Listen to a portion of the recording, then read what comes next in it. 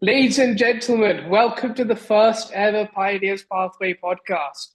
With me, your host, Shaurya, and my co host, the voice of youth politics, Mr. Liam Velani. How are you doing, sir? I'm good, thank you. How about you? Are you doing okay? Yeah, doing all good, mate.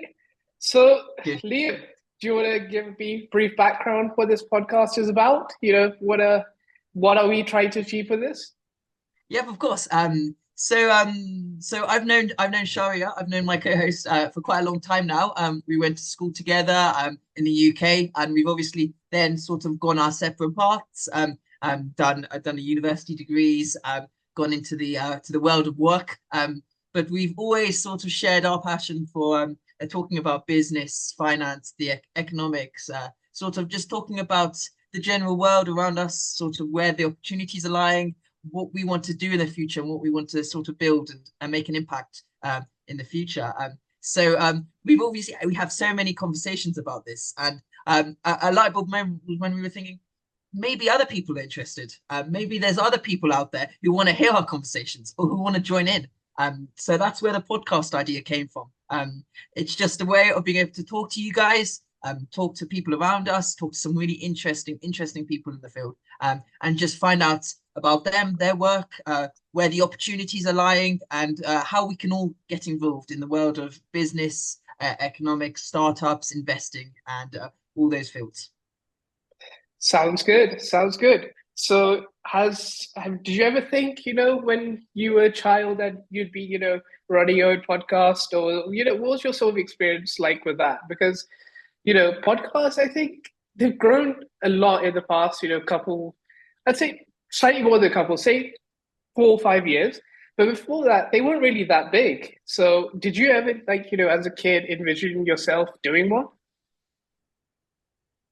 I wouldn't say so. I was always quite a shy kid. I wasn't sort of the person who wanted to keep talking, and I wasn't the best at that.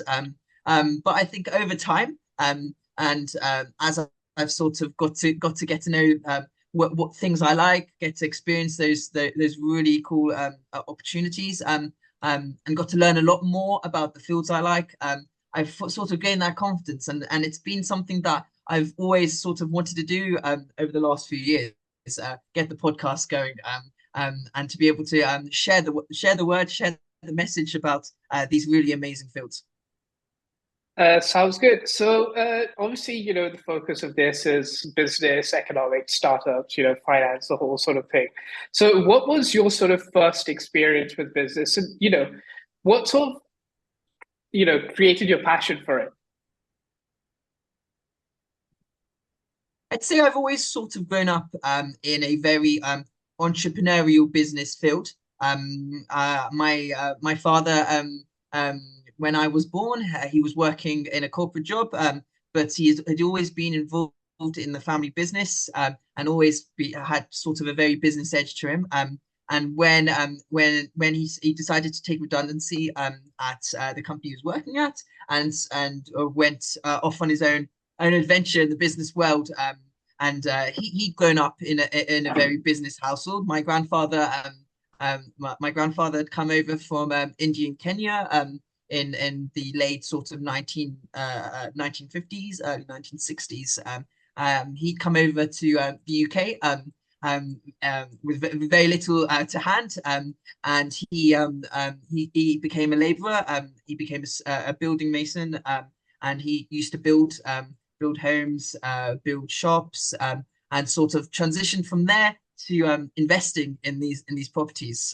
So that's sort of the work he used to do. He was an entrepreneur. He used to build the properties, rent them out. He had clothes shops. He had sweet shops. He used to go from thing to thing, and he used to travel around the whole of the UK, doing these investments. So my granddad did that. My dad was brought up with that, brought up with the ethos that you invest, you really try to grow yourself financially through that, and that's sort of something that I've grown up with. Ever since I was a young kid, I used to go with my dad to work. A lot of times, I used to be his sort of his I call myself his assistant. I used to go around carrying his folder with all of his documents in when we used to go around for meetings and go and see different sites as well. I used to be the person, the little kid, following him around with a little binder full of documents and all of his work. And I used to go around and I just used to watch him and speak with all of his colleagues, his partners, see him do his work. Really inspired me. I think with business in general, there's unknowns, a lot of unknowns with that, and that's really exciting. You go out and you don't know what you're going to do. You don't know what business you're going to go into. You don't know where the opportunities are going to lie in the next few years. You don't know what something's going to end up like. But and that really is the sort of the adventure related to that is really interesting and something that I've sort of grown up with and really enjoyed. So yeah, it seems as if, like pretty much from like a very young age, you were exposed to it. So what sort of businesses are you, heavily involved in that like, with your family? Is there any one in particular that you have like I guess a super keen interest in? Yeah, so our family have always been into real estate. That's been something that my grandfather did and passed over to my dad, and something that I've been involved with for quite some time. Both on a part-time sort of basis. I study at the moment. I'm still doing my so I did my undergraduate in the UK in political science, and I'm currently doing my postgrad in management in Madrid at the IE Business School. So that's my focus, my primary focus. But on the side, I support my dad and the family businesses. We look after real estate. We look after real estate portfolio in the UK and in India and in the Middle East. And I do a lot of sort of the management liaison with our tenants. A lot of work with that, a lot of work with sort of our digital strategy, whether it's through our websites, through our management protocols, things like that. I tend to sort of take a very project management approach to it. If there's projects, if there's certain activities and tasks that need to be done, I tend to be delegated that, which is amazing because you can go from talking to tenants to working on really interesting projects. We did a project to install solar panels and electric charge points for EV vehicles in a site in London over the last year, which has been really amazing. And it's a big push. I'm really interested in sustainability, and it's amazing to see project from idea generation to institution and the impact that that has. So yeah, that's been my sort of primary focus. I also help run the company foundation. We are strong believers in having a really strong CSR policy, corporate social responsibility, and to be working with our local community to be able to make an impact where we can and use our resources to make an impact. So we do a lot of work with charities in the UK, in London, to support them and to be able to use the resources we do have. But I guess the big focus at the moment, and I know this is the topic that we wanted to talk about in the podcast, was talking about coffee franchising, hospitality, and retail. Maybe if it's okay, I'll give you a bit of a backstory Yeah, no, to that. absolutely. Give some context to that because that's been our really exciting sort of project, our work that we've been doing really recently, and it's a big push on our side to do that. I'm sure all the listeners out there know about coffee. Coffee is a big a business, both growing, both manufacturing, but also in the retail sector. Coffee is a big business. People spend a lot of money on coffee, and people coffee is like a daily habit. It's a daily habit for many people. Whether you're going to work, whether you're meeting friends, family, or just generally just going for a walk around in your local area, you go and pick up a coffee from your local coffee shop. It's a staple in people's lives. And in the last few years, we've noticed that. We've noticed the trend in retail and hospitality is picking up. There's a lot of opportunities, but a lot of opportunities and a lot of gaps in the market. COVID was quite a big turning point in the hospitality and retail sector. A lot of companies did go under. Sorry. It was really hard for the hospitality sector to survive. But those issues brought about opportunities. They brought about opportunities to innovate, to try new things, and to really reshape the business model out there. Just kind of with those trends in mind, with those environments in mind, we looked at how we can get involved in the hospitality sector. It was about, I'd say, about 2.5 years ago that my father and some of our partners we they came together and they decided let's have a look at coffee franchising. So the franchise model. It's been going around for ages. You have the likes of McDonald's, KFC, and Subway, which really sort of dominate the market in the franchising world. So you have major brands which are tried, tested, reliable. They've got a following, they've got a consumer following. And what they decide to do is they decide to sell the rights to operate that brand in certain locations to investors, the franchisees. So any person, and you don't have to be you can be a big multinational company, or you could be a sole individual. It's first business, a small business running their first business. They can come and they could buy the franchise right to operate a shop or that business in general in that certain location. That's the franchise model, and it's big. There's a lot of money in that, and a lot of people have done really well out of that. So we went to the market when we explored the business market out there, especially with coffee franchises, and we came across Black Sheep. So maybe I'm not too sure if you or your listeners, the listeners out there, sort of know about Black Sheep. Not too sure if you had a coffee of Black Sheep before. That's personally, I haven't, but do you want to talk a little bit more about it? Yeah, okay. So yeah, maybe some of the listeners out there have heard about it. Black Sheep is a new coffee brand. They've been operating for the past few years in the UK primarily, and they operate coffee shops and under their own brand, both in London, across the UK, and now they've sort of branched out overseas. So they've got places in Dubai, they're in America now, and also in mainland Europe. So they are a really new coffee shop. They're competing with the likes of Starbucks, Costa Coffee, Pret, Cafe Nero, and they use Robusta coffee beans. So a big distinction from the usual players, which sort of tend to dominate with Arabica coffee beans. So they really they're really new. They focus on the young culture, young people. They really try to make the environment, the shop environment, really hip, really youthful. And they have an amazing range of smoothies, food, waffles are amazing. You've got to try it when you're back in the UK. The waffles, Definitely.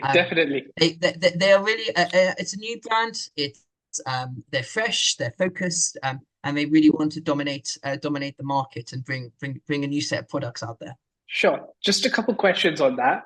What made you, decide to go down the franchise model?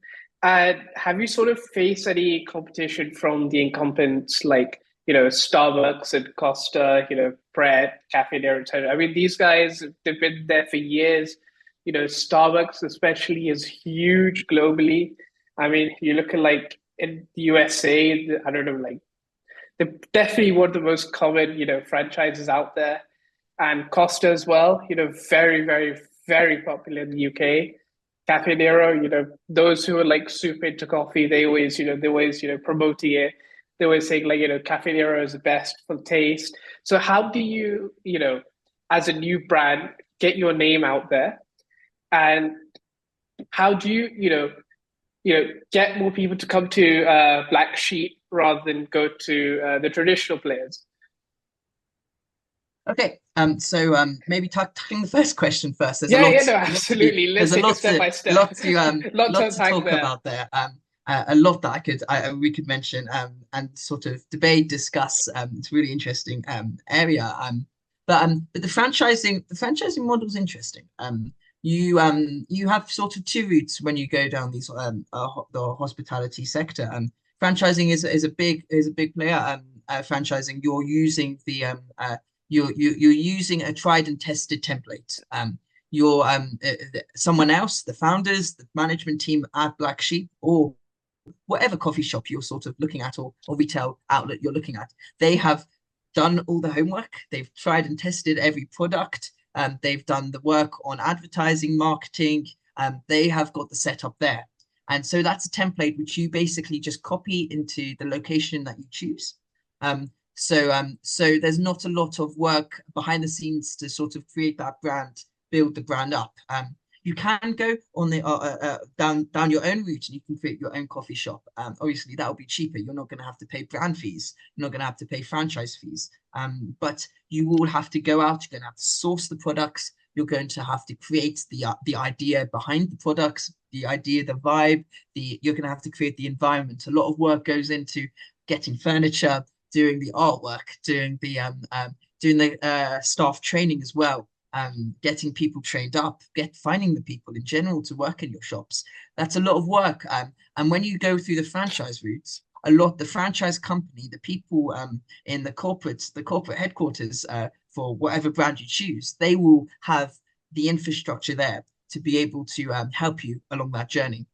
So I'm not saying franchising is easy. It's definitely not easy, and a lot of onus does go on the people buying those franchises to do the work as well. But there's a lot of support out there, and there's a lot of ways in which you can ride the boat with the wider brand, which is the reason why we wanted to go down that way. Previously, we hadn't had any experience in the hospitality sector. Our experience is buying and selling property, and that's the experience we have. So we can bring that onto the table with finding the locations, with sorting out leases and sorting out rent and things like that. But in the other areas, we want to work with experts in the field, and that's why we want to tap into the knowledge, the experience, and the expertise of those who had obviously brought the brand from absolutely nothing to where it is. So that's sort of why we went down the franchise route. We can go on for days about whether it's worth it, whether it's financially worth it, considering the investment you have to make in it. But it's sort of it's up to the person, it's up to the individual, their capabilities, and sort of the brand as well. Obviously, certain brands are going to be far more expensive. If you look at the likes of Starbucks and a lot of the big chains, they are very big players. And so it's they will have a lot of criteria you have to follow, and a lot of criteria you have to do at the beginning to be able to become a franchisor with them. So it's very individualistic. You look at the individual situation, but that's sort of our reasoning behind why we chose the franchising route. Absolutely. I think, like you mentioned, it can be quite expensive because I remember seeing, I'm not sure what the price is now, but I think around 10 years ago, if you went over to McDonald's, I think it was like $2 million. Meanwhile, a Subway was $10,000. But the level of support you got was, from the head from the HQ was massive. Obviously, with $10,000, you would expect the same level of support. But with the 2 million, you were getting pretty much everything. But obviously, not everyone has a measly $2 million lying around. So, it's a very, valid thing you brought up there. So just another thing I wanted to add to that. Did your experience in real estate help you much in terms of, going down the coffee route? Was there, anything there, or would you say it was like, completely new? I'd say we can bring our experience onto the table. Usually we usually act as the landlords. So we're not the ones who are going to shops and going to units to actually rent from them, from those landlords. It's usually the other way around. But when dealing with leases, rental issues, things like that, yes, I think our experience in the industry has helped us. We've definitely been able to utilize that experience to sort of financially make it more viable and to also to work for our benefits, right? Dealing properties and commercial property market in the UK it's one hell of a beast. If that makes it a crude, very crude manner of saying that. There's a lot out there. The market is it's I would say it's a lot more buoyant than it was after COVID. But prices have gone up, costs have gone up. And so that all plays a part. In our bottom line with retail and hospitality, every penny counts. Whether you're running your own shop or whether you're you're in the franchising market, every penny counts, and we have to expect that. We're paying a lot of rent. The units, commercial units, the rents are high. There's a lot of investment we do within the units to bring them up to scratch, so that's money as well. But yeah, I'd say in general it does help. But the main business line is selling coffee. It's not dealing with the property. So we've got to have that in the sole focus of our mind that yeah, we're coming with property knowledge, but we have to learn, we have to experience what it is like to sell coffee, and that's the only way in which we're going to make money. Sure. So obviously you mentioned how like how your bottom line is it can fluctuate, a fair bit, especially given coffee hospitality industry. So ever since you've started a couple of years ago, have you noticed any sort of changes in consumer demands because of the increase in costs and inflation? Anything? So over the last few years, the Yeah. UK has experienced rampant inflation, and the cost of living prices has really rapidly deteriorated quite badly. And yes, that does hit our bottom line, because after all, when consumers want to spend, it's good for us. When consumers don't want to spend, and our products, they're not a necessity. If you go to a supermarket, it's going to be a lot easier for them to survive a cost of living crisis because people need to eat. To make it very clear, coffee is a luxury. Coffee is a luxury. Coffee is not a necessity. And so we find, and it's obviously a market norm that with restaurants, with retail and hospitality outlets, its demand is going to fluctuate, how the economy is going, how the cost of living is going, how much money people have in their pockets. So we have to accommodate that. We have to stay competitive, and we have to stay modern, and we have to keep refreshing what we offer and what we serve, because we have to fight for every last customer. To give you an example, one of our outlets, it's on a major high street in West London, and on the same high street is between, I'd say, 5 to 7 other coffee and tea shops. They are direct competitors, whether they are the big chains or whether they're the small chains. There are between 5 and 7 shops selling coffee and tea and all of the other pastries which you'd expect at our coffee shop, right? That's huge competition, and everyone's fighting for the last customer. So we need to stand out, and that's always at our top priority. What are we doing new? How can we really reach out to those customers? There's a lot that you can talk about that. Maybe we've got some time, right? Maybe I can name a few of the areas that I've sort of worked in, sort of the ideas we've had about sort of staying new and sort of growing. That's Yeah, good. yeah, absolutely. Yeah, Go ahead and perfect. share. Perfect. Yeah, and obviously, it'd be really interesting to hear whether you've experienced these kind of strategies with from in other industries, or you've heard about this before. But a lot of it comes down to marketing and advertising. Marketing and advertising is a big way of being able to reach out to those customers and our target audience. As a startup, marketing budgets and advertising budgets are very low.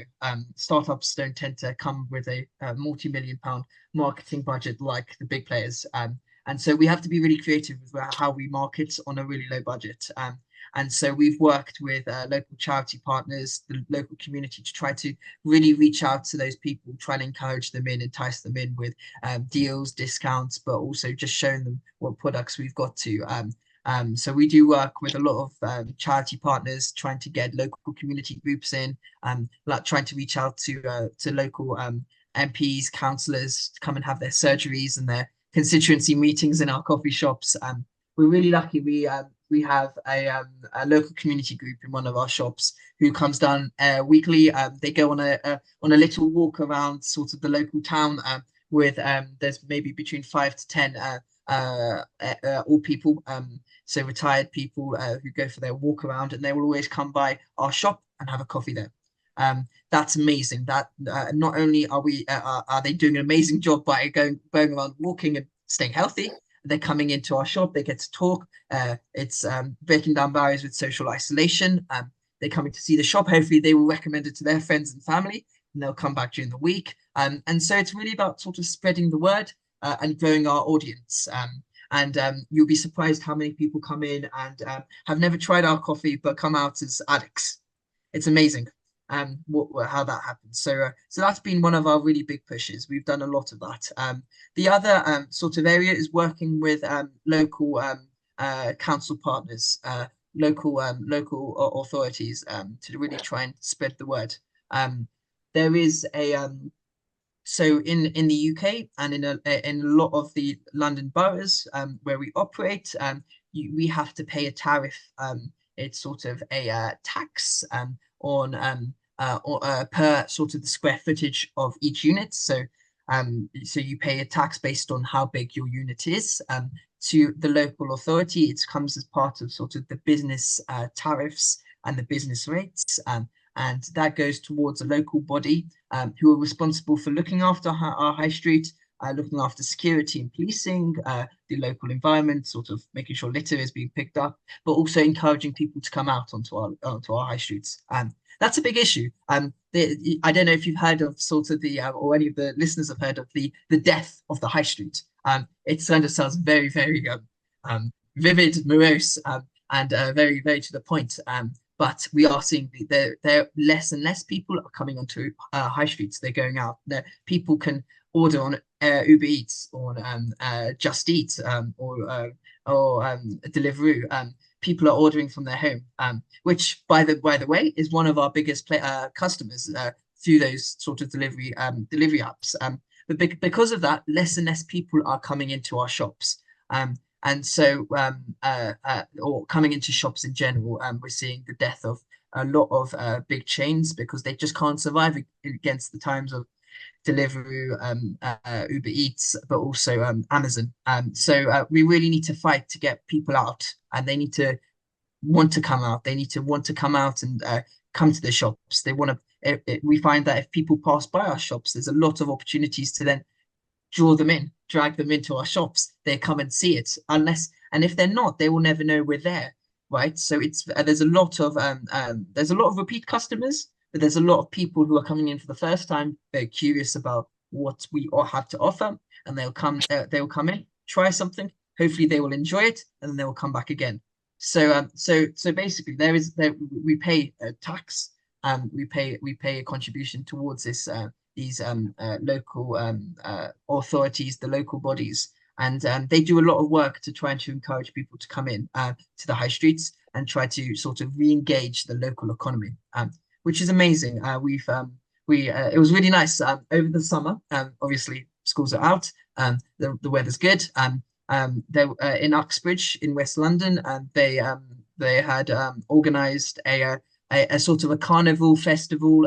They had massive sort of animal figures, huge figures, sort of all across the high street. The kids could go around with a little puzzle, and they could go and sort of tick off what animal they see. They had performances, local artists, singers, bands, and the high street was packed. The high street was packed, and we had queues outside our door, which was amazing, right? Because people are coming, they're kind of come for a really good day out, and maybe in the afternoon, after they've walked around, they're like, "Oh, we need a coffee. We want something cool to drink," an iced coffee would sound so nice. So then they come in and then they have something to eat, something to drink, with us. So that's something that I've been working on. We liaise with these bodies and these organizations to try to encourage people to come in.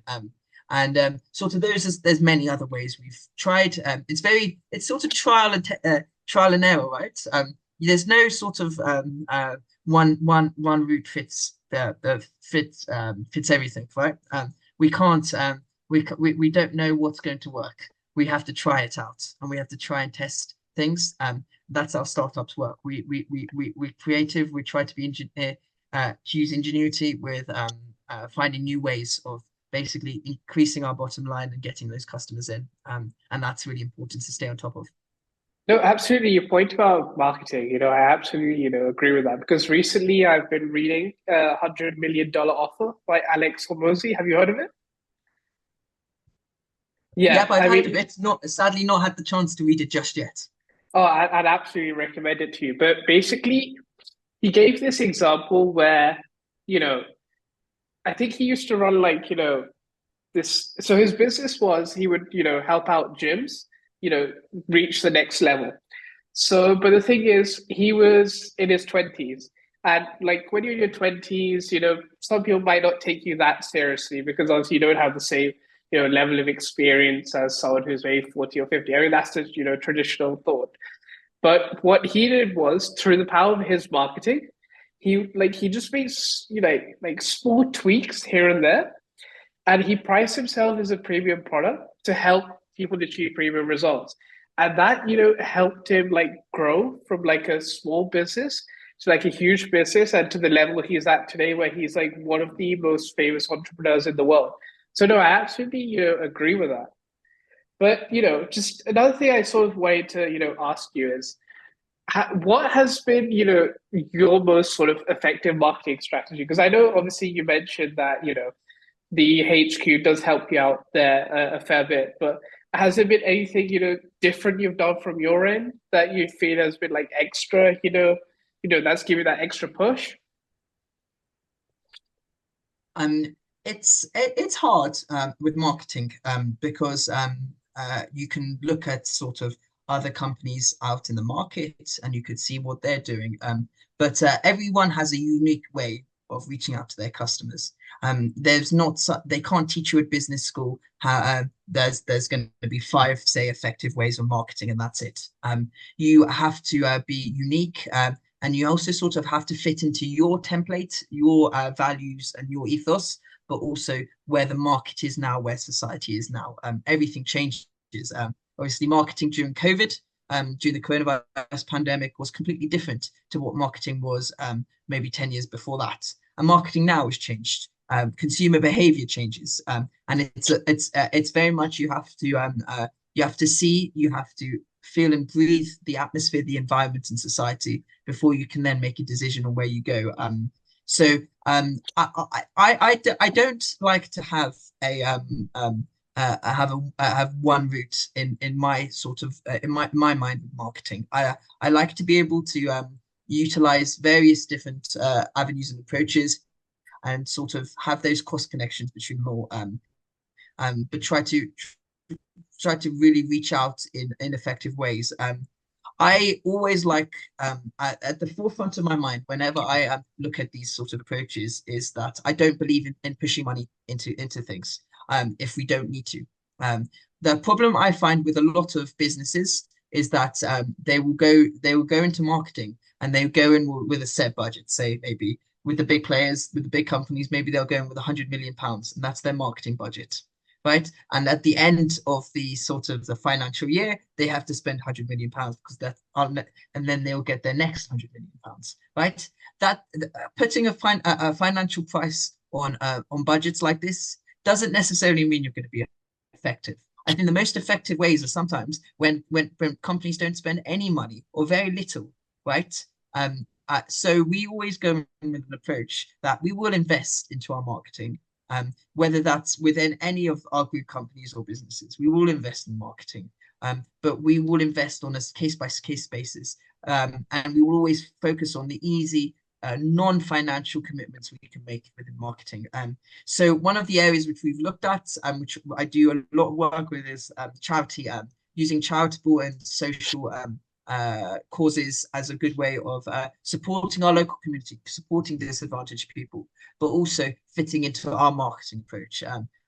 In an era where people are more and more focused on how we can help the world, and how we can help people, they want to make sure that the companies that they are consuming from and buying from are doing their bit as well. So we do a lot of work with local charity partners to team up with them and to see how we can support them, but how they can support us as well. And that's been something that we've done for a long time, and we are sort of very rapidly expanding on, whether that's giving a portion of our profits from different drinks to certain charities to celebrate certain milestones or certain periods of the year, maybe Christmas or Easter, or whether we um, donate coffee to homeless people. It's sort of that's a very, very easy way in which we can use our resources that we've got. We've got resources out there, and we've got a breadth of resources which we can use and not have to put much money into. But we can use that for good. And that has been a trial tested approach in other businesses, other work as well. There's a lot of companies now turning to that model where they will donate a portion of their profit to charity, work with that, and I think that's a really effective way of doing that, and something that I've long believed in, and I think can be sort of expanded onto any level possible.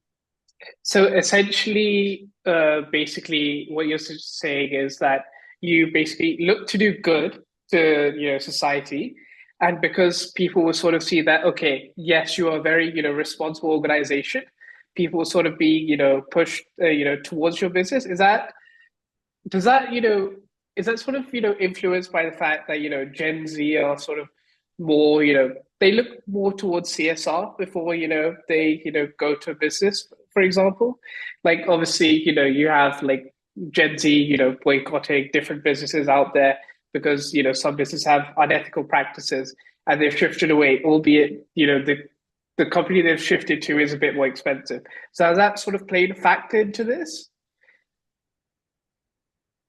I think a number one priority for any company needs to be their CSR policy. Their approach to corporate social responsibility is paramount, and I believe that's going to only increase as time goes on. Gen Z, the current generation, are far more politically and socially engaged than ever before. And they are, and in an era where there's so much competition out there, that you have to differentiate yourself and you have to fit in line with that. And obviously boycotting is a big issue. Luckily, we've not had that, but we have to stay in front of the times. I always think back to my, and you'll probably remember this. We used to have biology classes together, and there's Absolutely, a yeah, yeah, concept yeah. social Darwinism's survival of the fittest. And I always believe in that, and I believe in that in the business realm, right? We cannot be stationary. Any business can't be stationary. If we look into the long term, we're not very short. We don't have a short term perspective. If we want to survive into the long term, we have to survive. We have to change, and we have to mold around the current generation. And that's where I think a lot of companies have failed, is because they still stick with that old mindset. They have personnel and they have management teams which were born before massive transformations in society, and so they can't keep up with that. And that's not going to prove well for any business who is sort of taking that approach. You have to change. You have to survive in an era which is very, very competitive, and which there's a lot going on. We've got this is arguably, and I'm not trying to make this very dramatized, but this is arguably one of the most important periods in society, in society's history, right? We have a very big environmental problem. We have a lot of societal divisions, and we have a lot of problems that aren't going to go away. Businesses are part of that. They are certain business practices are causing that, but business can play a really huge pivotal part in solving a lot of problems, and so we must take a real big role in that. Great. So, sort of just to, go deep into that, have you noticed like any differences, in terms of the expectations of, say, the millennials, the Gen Z, and I can't really remember what you call the ones after Gen Z, but say those who are born after like 2007. Yeah. Have you noticed like any sort of difference in, what their expectations are?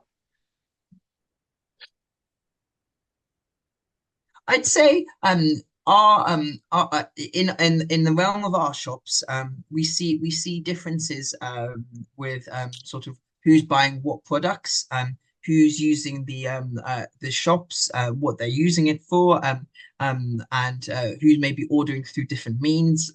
So there are differences. Maybe to go into a bit more detail, one of the areas we see is sort of products. Who's buying which kind of product, really? There's a massive difference between the people buying the old cafe lattes, cappuccinos, in comparison to maybe the iced coffees, the smoothies. We're seeing a big difference in that. A lot of the younger generation are really focused on the health craze. I'm not saying it's a young generation solely. There's a lot of other people out there, but we are seeing that the people that growing up now are focused more on their health and well-being, and so we'll look for healthier options. We are seeing that, and so we have a wide range of smoothies on offer at our shops, and people are going to be looking for healthier options. That's a big thing. Using the shops as well. We see that a lot of people are doing work in or working from home, working with them teams, or just working on their own in our shops. That is something that maybe the older generations would never have done. They would work in their offices or work at home, specifically home. But we are seeing that people are using these shops for work environments. And so there is a trend. There is a trend, and we have to identify that and use that to our benefits. Right? And that's how we learn, right? I like data. I like data, and so I like looking at the data. I like looking at sort of trying to visualize those trends, see what people are doing, see what people are buying. And the other big thing I like is actually just going and sitting inside the shops. I just like to go and sit there. I'll go and have a coffee, and I just like just sometimes just observe, see what's going on, see when the busiest times are, see what people are doing. If there's people with their laptops out, are they coming? Are they coming in at certain times during the week? We often find that maybe in the afternoons there's more people working with their laptops out in our coffee shops. Is that because maybe they spend half a day in the office and then they get fed up, so they just want to have a change of scenery? We see many times after 4 o'clock there's a big jump in people with their laptops working there because kids are coming out of school, so they'll come and find a place to work or study.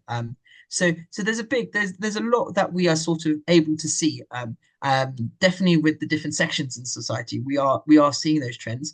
But I think it just harps back to how we do need to look at our audience. We have to look at sort of statistics and analyze that and see what is going on, and we have to learn from that.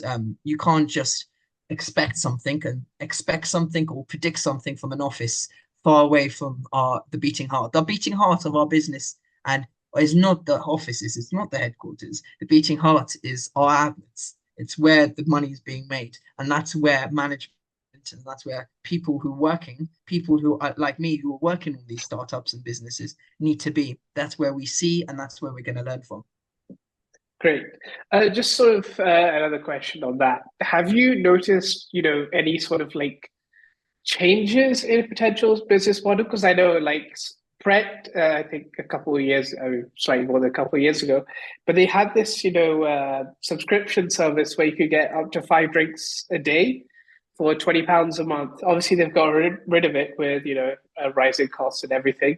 But what were your, thoughts on that? Because, that was a pretty unique thing. And at the time I was, a uni student, you were as well.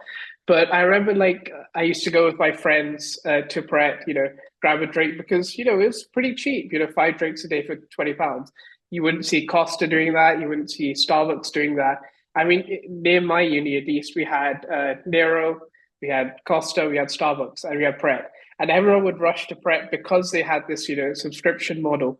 And obviously, when you're a student, you're broke, you're not the wealthiest person in the world. So, everyone would just, rush there. So have you, do you think there's able scope for that out there? Do you think anyone will try something different compared to like, the traditional one drink, which is around £4, etc.? Um, in terms of the prep model with the I think and if correct me if I'm wrong, it was about £20 a month, and you get to get up to 5 free drinks a day Yeah, using you just scan a QR code. That model came about after COVID. So that was really introduced following the coronavirus pandemic when all these shops were closed, to try to encourage people back into the shops to come back out and keep spending. And it did. People were, I remember my university and work, people were queuing outside of that, and outside of the shop, and you'd be in there for like 45 minutes in just a queue before you get your drink. And what really played into that was that people had nothing else to do because the pandemic was still recovering from the pandemic, so you couldn't do much else. So that became a social thing, and I think that's really interesting because it really harps back to how coffee shops, retail outlets, restaurants, hospitality, it's a social thing. It's a place you go with friends. Oh, maybe people go on their own, but a lot of people go with friends. It's a place to go out, and it's things like that. And I think that really worked well at that time. I don't know how financially viable it is. Obviously, coffee and food, the markups are high. So I can't give you an exact figure on how much profit you'd be making from one coffee, but definitely if you sell a coffee for about £4, you are definitely making a lot of profit out of that. It doesn't cost £4 to manufacture that or make that or sell that. So the margins are probably still there, probably not as much as they were doing, but it definitely helps in an industry which suffered big time and had a massive drop off in demand.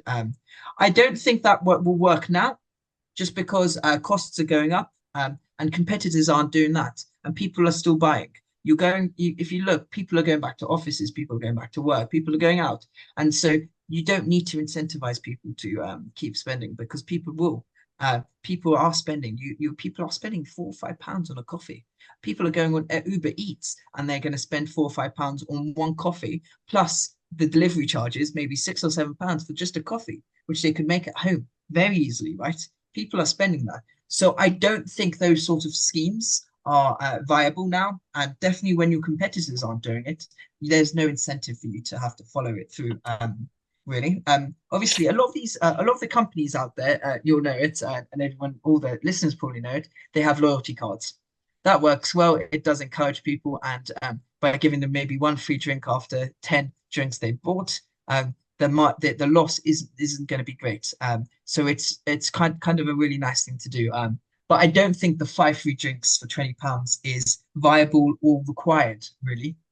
In this current day. We'll see whether that changes. I believe they've sort of cut down on that a lot now. I don't know if it's still there in some yeah, form no, in no, they print. got rid of it, which is why, like, the answer you gave is, it's a very valid one because I think you're right. I think, that sort of thinking behind it was let's get as many people back to our store as we can. So eventually, when things do return to normal, we can sort of, get rid of it. Because anyway, Pret they weren't really renowned for their coffee. I mean, most people, they go for the sandwiches, salads, everything else. But, very few people going for coffee. So that's why I think they were also, sort of willing to take a little bit of a hit there. Absolutely. Yeah, because Go for what it. you do, sorry, No, I go was for it. just Go going to for it. say what you do, you give them free coffee, which actually isn't where the big money maker is, and hopefully they'll buy themselves a baguette, or they'll buy themselves a cappuccino, or they'll pay the upgrade price to get a large coffee instead of a free small one. So they pay that. So hopefully by drawing them in, and it's really interesting how they people design the shops, right? It's also another great point. Maybe we can talk about that a bit later on. But the way you design the shops are to sell the products. And we got a bit of time. Maybe we can touch upon that. Yeah, sure. Do you wanna, go further, like into, your branches and how many you own, or do you wanna, go down that route? I'm good with both. Yeah. So let me just talk. Yeah, I can begin with sort of the branches, and then we can talk about shop design. I think that'd be really cool to talk about, and sort of be really cool to see if there's any listeners out there who can sort of come back and obviously please reach out to us, ask some questions. We'd really Yeah, we'll like to drop hear from you. We'll drop the email in the chat, Yeah, in the description. but yeah, Sorry, yeah. we've got at the moment we it's a startup. Our business is a startup. We've got two sites currently, but we have in the pipeline over the next few months to roughly expand that, and we will grow. But yes, we are still on the sort of the smaller side, but we take a very conservative approach to it. We want to grow. We will grow sort of where the opportunities are lying. We don't want to grow too fast and make it financially unsustainable. We also want to look at new brands as well. And there's some really exciting new brands out there who we're talking with. So hopefully over time, we'll be able to get a really nice multi brand portfolio out there. We're talking about shop design. It's interesting, right? Because you would just thought like, okay, go to a unit, they will have a counter there, and you could just make it shop design, and that's it. It's a 1 day thing. You put some chairs in there, you're done. No, I think that this is one of the biggest things out of operating a shop. How do you design the physical space to sort of maximize customer demand, customer space, but also just getting your products out there? And this is really, really cool. I cannot understate how cool it is. No, How absolutely. I agree with you. Sorry to cut you off, yeah, but no, and we look at obviously you want to be able to fit as many customers in there. You have to make it as least cluttered as possible. But you at the moment there's a lot more in adoption of really cool forms of technology to try and make that customer experience a lot better. Whether that's through touchscreen ordering systems, we've seen them in McDonald's and a lot of other outlets out there. You don't have to go and order your food, your order at the counter with a physical person, right? You're just ordering it on this tablet, which is supposed to be a lot easier, and you actually don't have to pay staff members because they don't need someone to be taking your order, right? You've got that. You've got space for tables, chairs. You look at that at the moment. There's a lot more focus now on having outdoor spacing. During COVID, the government introduced a lot of policies to try to encourage local councils to approve outdoor spacing for retail units, so that people can sit outside. Obviously, UK weather dependent. Sometimes it's very weather busier than others. dependent. Very weather dependent. But outdoor space, there's it's a multitude of options, right, out there. So you want to sort of design the units around having space. You also want to be able to offer pram access, disability access. That's very important. We're open to everyone, whether you're a parent with kids, they should be allowed to come in. Whether you've got disabilities, we want to make sure that they're welcome inside there.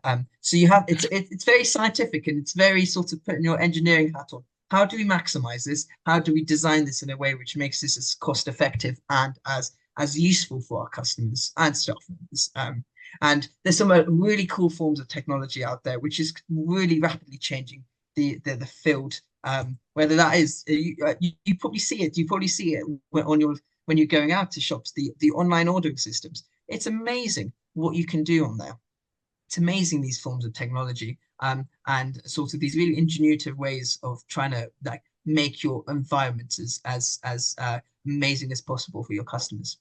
No, absolutely, I agree. I think there's also a psychological aspect at play as well, because if you think about it, why do supermarkets keep their like chewing gums, their small ticket items like really close to the counter? Because the thing is, because they're so cheap, and like say for example, there's chewing gum for £1, you'll think, okay, I might as well add it to my bucket, whatever you want to call it, and that's I think I can't remember who was the which supermarket player was the first to do it, but generally like whoever did it first, they like noticed like a huge sort of increase in sales on those particular items, because when you go out to the supermarket, you don't specially go to like I don't know, chewing gum shelf to pick out chewing gums. If it's just there in front of you, you are more likely to just pick it up and put it in your cart. So no, absolutely, there's lots of elements at play. You got the technology, you got the psychology, and you also got to take into account the cost. So it's a very interesting field. As I'm Go for it. putting on my sort of management hat on, I study that, and I do a lot of sort of very interested in management. There's a lot of ways in which you can make things more efficient, effective. It's a never ending process. There's never sort of a one size fits all perfect situation of effectiveness and efficiency. You can always change, you can always learn, you can always do better. And that's one thing I really want to hit home, that business is, there's no end point. You keep going, you keep changing, you keep innovating, and you keep moving on. Great. So now, in the interest of time, I want to, introduce a new sort of segment. It's called the investors presentation. So what I'm going to do is I'm going to ask you, a few rapid fire questions. I might get you to, elaborate on a couple here and there. But yeah, so it's going to be a few rapid fire questions. You ready? Yeah. Okay. First of all, one word to describe your entrepreneurial journey. Adventurous. Okay. If you weren't running a business, what would you be doing? I'd probably be working in sort of or wanting to work in sort of the very political sphere. I studied politics, and maybe I'd be doing that. Or else, if I really had plenty of time on my hands, I'd be on the golf course every day. Great. A business tool you can't live without. My phone. Um, and connectivity is crucial. Okay. And an entrepreneur you look up to and why? James Dyson. So James Dyson does is the vacuum cleaner. The vacuum cleaner, the hand dryers in bathrooms. James Dyson is amazing because he really sort of he's innovative. He's tried and tested so many different ideas and models, and he's really tried to change it. He doesn't go for the status quo. He really tries to innovate and engineer really cutting edge products, and I think that's amazing. Great. So if you could have a dinner with three entrepreneurs, dead or alive, who would it be? I'd say James Dyson definitely. I was I expecting think that. Rockefeller, John Rockefeller, the who obviously famous for his oil, but also famous for really interesting sort of business ethics and practices. And then I say there is a Indian entrepreneur called Gautam Adani. So I don't know if any of the listeners know, he founded the Adani Group, one of the biggest operators of ports infrastructure in India and across the world. He's amazing as well for sort of his work ethic, his mindsets, and sort of the very interesting work and projects he's commissioned over the past few years. Great. And the last one, if you could master any skill, what would it be and why? Business skill. Business skill. Maybe this isn't quite a business skill, but I really like to improve my memory, right? Okay. Because there's a lot of information that comes to you in the business world, in the entrepreneurial world. You come across a lot of people, you come across a lot of things, and your memory is crucial, right? Because when you're seeing ideas, you're linking ideas together, you're bringing things together, you're bringing practices together. And I personally, I think my memory is pretty good. I'm still very young, so I think my memory is good. But there is a never-ending scope for that, and I think it's really important. If you want to stay on the edge, you want to stay in touch with everything, and you want to keep moving forward. I think memory is an invaluable part of yourself. Sure. I'm just going to go switch on the light. Just give me 30 seconds. Well, I mean, less than that. Okay. Sorry about that. Okay. So, Liam, it's been, great speaking to you. What sort of, been your sort of key takeaway from, your business experience? I mean, if you sort of had to summarize it, everything was spoken about, franchising, marketing, sort of everything was spoken about today. So do you want to, give your sort of key takeaways, I guess?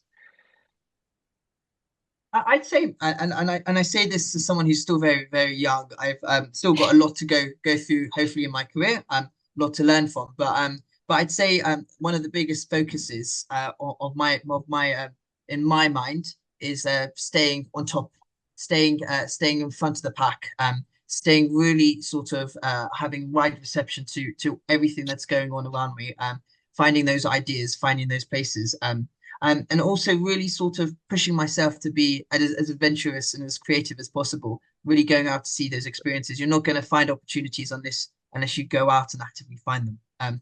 And so that's something that I'm very, very keen to keep going on. And I think above all else, um, I really do believe that that there were people in business who will go for they will go for the bog standard businesses. And there's a lot of businesses out there, small business owners who do an amazing job with that.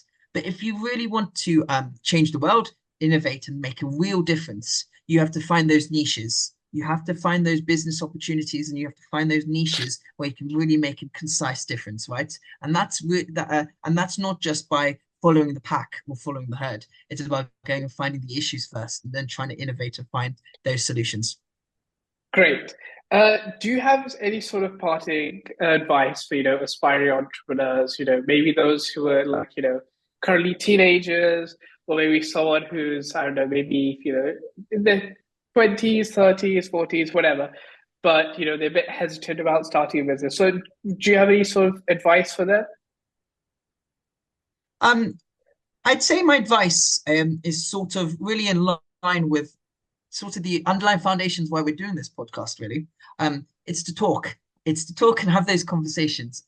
And it's to sort of find those like-minded people, relatable people, talking with them and sort of seeing what's out there, right? It's those conversations which are going to spark off ideas, which will then link to other ideas, which will then all grow to a solution which is going to change the world, right? So it's having those discussions and talks, and also think you do not have to be. There's no box standard business person. There is not that you aren't a business person just because you put on a suit or because you live in a fancy house or you do or you go to an office in a fancy tower every day. A business person can be anyone, right? And you can get involved in business in a multitude of different ways. And I think that's one thing that I correct me if I'm wrong. That's what we're going to be talking about over the next few podcasts, right? We're going to be talking Absolutely. and interviewing people who aren't the box standard business people, right? We're going to be looking at people who've come from nothing, come from really diverse backgrounds, and have got involved in business or got involved with scaling up their projects and startups, right? They've got that business mentality can go in different places, in non-for-profit, in governmental work, in a lot of different areas, right? Teaching as well, massive. There's a massive sort of correlation with business, right? It's business is for everyone, and it should be open and it should be easily accessible, and everyone can contribute in different ways. Great, Liam. Thank you so much. It's been great talking to you. I've personally have learned a great deal as well. We've had a very sort of interesting chat today. Going forward, what can sort of people expect with our podcast? What would we have lined up for next week? Yeah, so this is really exciting, right? Because we're really at sort of the first stages of this, right? And we really want to make this a podcast, not just for us, but for our listeners. We want to have that sort of the to and fro. We want to hear from you. We want to listen to you. We want to talk to you. We want to hear your feedback. So please, yeah, come to us with your suggestions or ideas. If you know people out there, we want to invite people from all across the world, from different backgrounds, different industries. We want to learn from them. We want to learn from different markets. We want to learn different things. So it will be a mix of discussions. Both of us maybe discussing topics, but it's also going to hopefully have many more people coming and joining us. So I think next week we're going to do a similar sort of format. Obviously, I was the interviewee today, but next week we'll be switching around rules. So we'll be talking. I'll be talking to Sharia, asking him some questions about the ecosystem, the business environment in India, talking about opportunities he's finding, markets he thinks are really, really sort of there's a lot of opportunity out there, specifically in India. So please, if anyone in the audience has any suggestions, ideas related to that, or topics that we could talk about, get in touch, and we'll certainly take it all on board. Yeah, absolutely. I mean, if you do are currently a business owner or have had some experience in business and you do want to, be a guest on our show, we'll drop the email in the description. Alternatively, you can reach out to me and Liam directly. But yeah, we look forward to having, as many people on here and hearing as many stories as we can. Because at the end of the day, it's a learning experience for us, and it's a learning experience for them. And, if everyone profits from it, it's great. Business is learning. Business is learning and lifelong learning. And so it's great. It's great to be able to have these mediums to talk about it, and hopefully it will inspire more people to get involved. Great. Thank you so much, Great. Liam, for your time. Perfect. Cool. Speak to you. Speak to you all. Great. Thank you.